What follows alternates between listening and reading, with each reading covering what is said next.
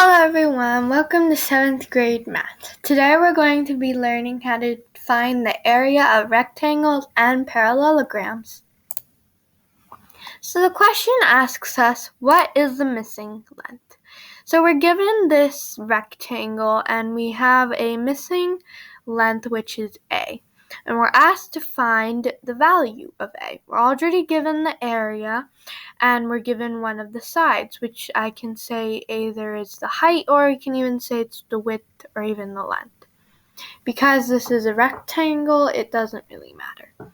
So now that we have the area, we need to find the length, or you can even say the width, but we're going to say this as the length for now. So in order to find the area, the formula would be L, which is length times width equals 2A. Now let's try and replace these variables with the actual numbers that we do know the value of. We're just going to say that 6 feet right here is the width and we're trying to find the length here. So let's write that in a different color. Length times 6, which is a width, equals 248, which is the area that was given right here, and then the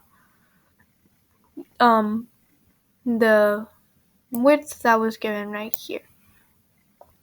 So in order to find this, we need to find what times 6 equals to 48. We can do this two simple ways. If you know your times table, you would know the answer already. But if you don't, and you don't memorize it, especially for harder questions when you can't really memorize the answer, you can do length equals 48 divided by 6. Now we're basically trying to take over the number and bring it to the other side. Since we're multiplying here, we would have to divide it on this side.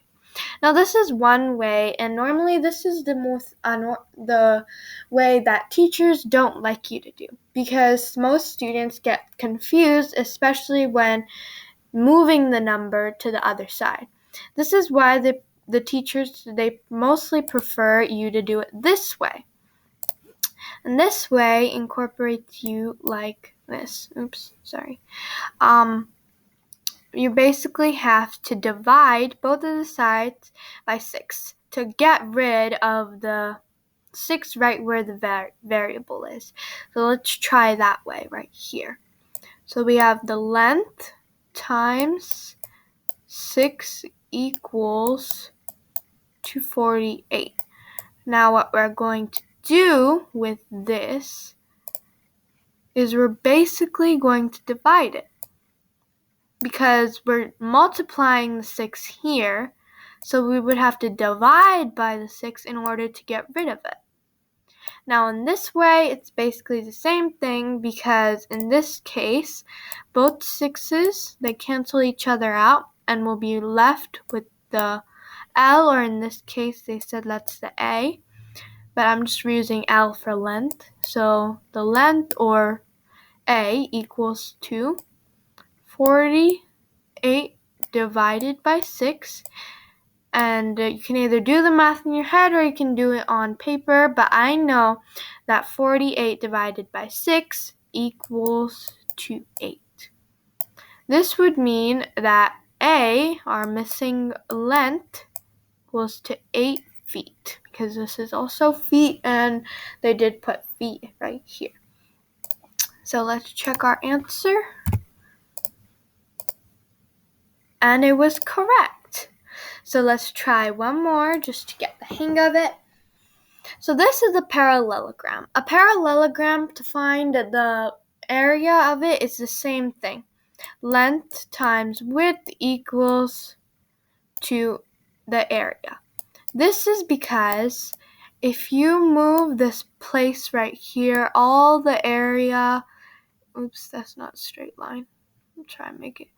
This part right here, if you move all that and just slide it right here, you would have yourself a rectangle right here. And it would equal rectangle. Sorry, I keep on saying triangle. So in order to find the area of a rectangle, all you have to do is length times width. So that's the same for a parallelogram. So let's try this one. Let me clear the screen so you can have clear working area. So this one in this case would be the height. You can also say that that's the length or anything, honestly, but I'm just going to say that that is the length for now. So we have 3 times a, and I'm going to use a, which is the variable they gave, equals to 6. So this is honestly a really simple question. You can either divide both sides of the equation by 3, or you can move the 3 to the other side, which will get you the same answer. And either way you do it, you would find out that a equals to 2. Because 6 divided by 3 equals to 2. So let's check our answer. It was correct. Let's try one more. This is going to be the last one. So 7 times 6. So we're asked to find the area of this. And as you know by now, length times width equals to the area. So that's the formula we're going to use. See if you can pause this video and try and figure this out by yourself. Because this itself is not a very hard question. It's more of a basic question that if you guys... it's just mostly just remembering your multiplication table. So we have 6 times 7 or 7 times 6. Either way, it's the same thing, which equals to 42. So 42 would be the amount of square meters or the area of this shape right here, this rectangle right here. So I hope you guys enjoyed this video. Please make sure to subscribe and like this video if you enjoyed it, and comment down below any other video ideas you guys have or want me to do.